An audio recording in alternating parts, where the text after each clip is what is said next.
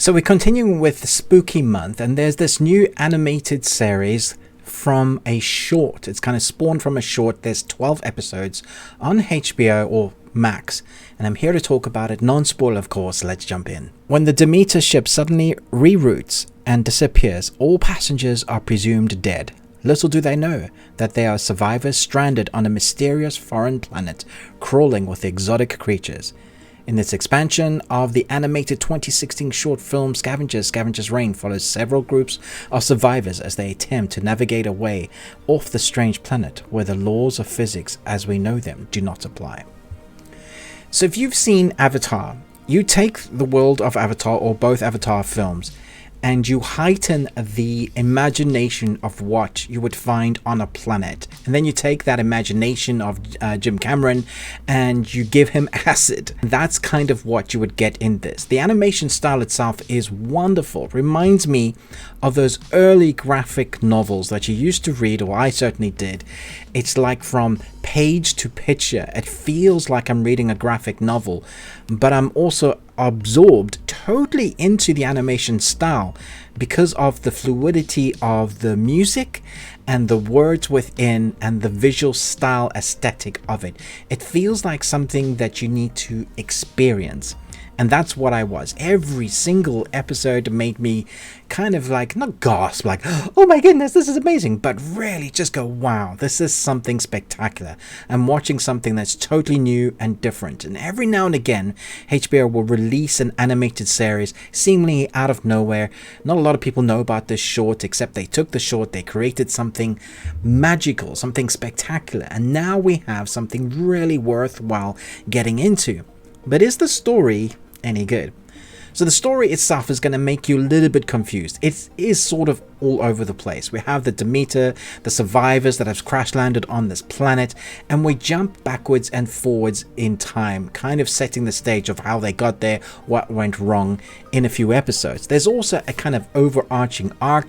There's a sort of alien existence on the planet. There's also all these sorts of creatures that you don't know what they're capable of, and then there's a symbiotic nature of the planet and the humans, how much they are trying to survive, what they're trying to do to survive, everything that they know about the laws of everything from nature to physics kind of gets thrown out the window, and they've got to relearn stuff, and some survive, some don't.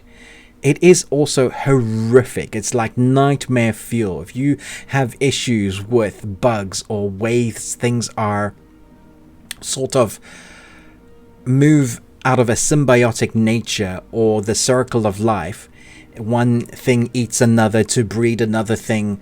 That is what this planet does with no shame. It's fully violent, and for you to survive on this planet will take a lot. Think about King Kong, the original Peter Jackson movie King Kong.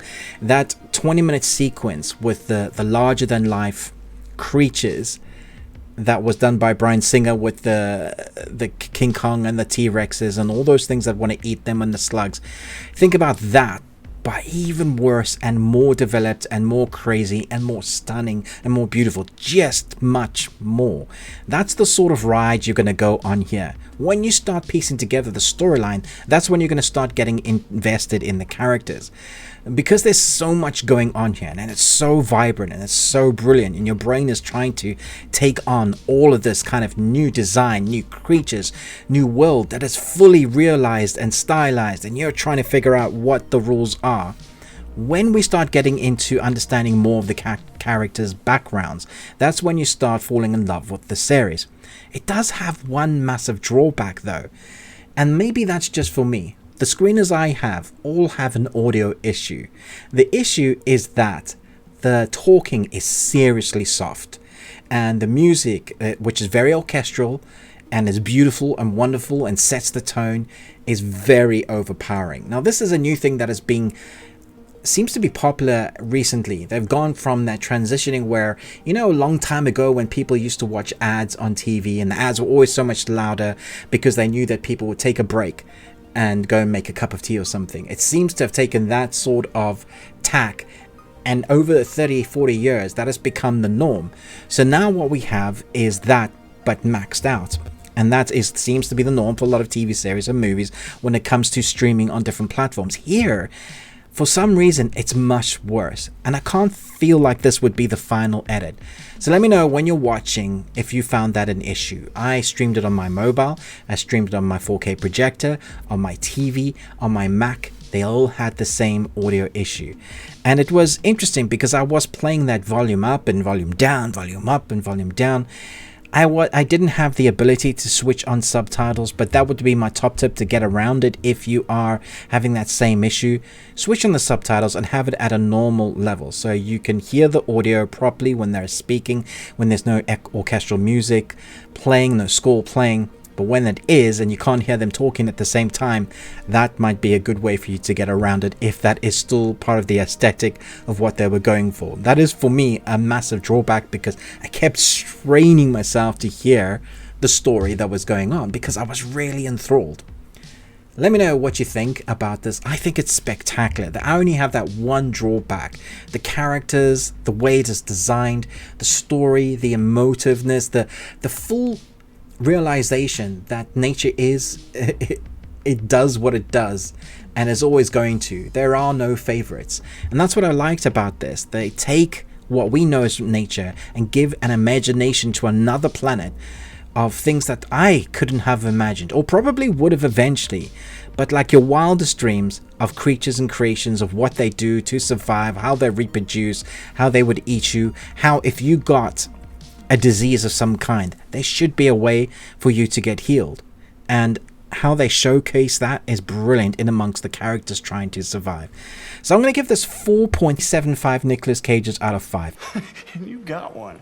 Congratulations. I would have given it an absolute 5 if it wasn't for that audio issue. It's a slight niggle, but there are things you can do to sort it out. I'm hoping that when it's released, they've readjusted the audio and it has a perfect kind of medium tone to it.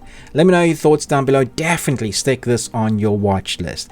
If you love animation and you love unique, interesting stories, this might blow your mind. For me, this might take the top place so far of the best animated series I've seen in 2023 so far. I've started watching Invincible Season 2, so who knows?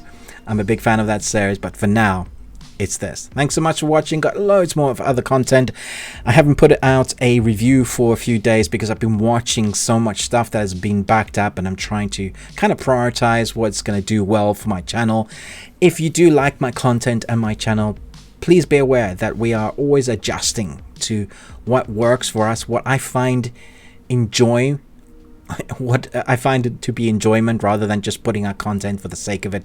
So if I haven't put out a video in 3 or 4 days, it's because I'm adjusting. I'm trying to find something that I want to review and want to edit to make the edit quite fun.